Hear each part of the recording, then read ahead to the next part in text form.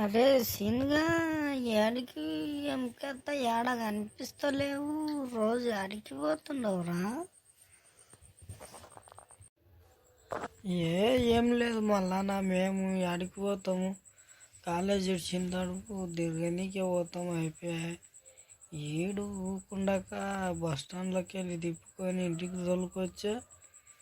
ఆడ నా పిల్లి ఉండదు, ఈడు నా పిల్లి ఉండదు అంటని ఈ కొడుకు రాజమాల తిప్పుతాడనా? అరే నేనేమన్నానా? నీవే నా పిల్ల పోతున్నది పారా అంటని తిప్పుకొస్తేవి. మళ్ళీ ఇప్పుడేమో ఆ అన్న వచ్చేటికల్లా నా మీద చెప్తుండావు. మంచి పని చేస్తే అయ్యా. కాదురా, నేను అప్పుడు ఏం చెప్తే నీకు? ఎవడన్నా వచ్చినప్పుడు గిట్లనే చెప్పాలి అంటని చెప్పబోతే నారా నీ మీద మనవయ్య మళ్ళా అన్న ముందలు ఇరకబెడుతుండవు. మంచి పని చేసినావా నువ్వు? ఇది బాగున్నది నీ కథ. అన్న పోయినాక మనం మాట్లాడుకుందాం, కానీ ఇప్పుడున్న నాగే. ఏం రో మెల్లగా దగ్గర పోయి మాట్లాడుకుంటున్నారు. ఏం ముచ్చట అట్లా?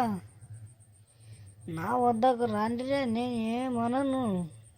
నేను మీ జతన తిరుగుదామాట వస్తే పక్కకు పోతారేం రాపా? ఏం లేదన్నా, 2 సిగరెట్లు తెచ్చుకున్నాము, గట్లాంటి పక్కకు పోతున్నాము. ఇక తాగుదామంటే చెప్పానా అయ్యా, ముగ్గురం కలిసి తాగుదాం, దానిది ఏం లేవు. అరే నీకు ఇవ్వకుండా దాగా ముఖాన అయ్యా. అట్లనే ఇక చిన్నోళ్ళం పూలు పడతామన్నా నేను చూసి. గిట్టే ఎవరికైనా చెప్తే పోతుంది అంటని అట్లా చేస్తాను. కానీ ఇక నువ్వు మాలాకంటే మేమెందుకు పేరుకుంటాం, దాన తాగుదామని. ఏమో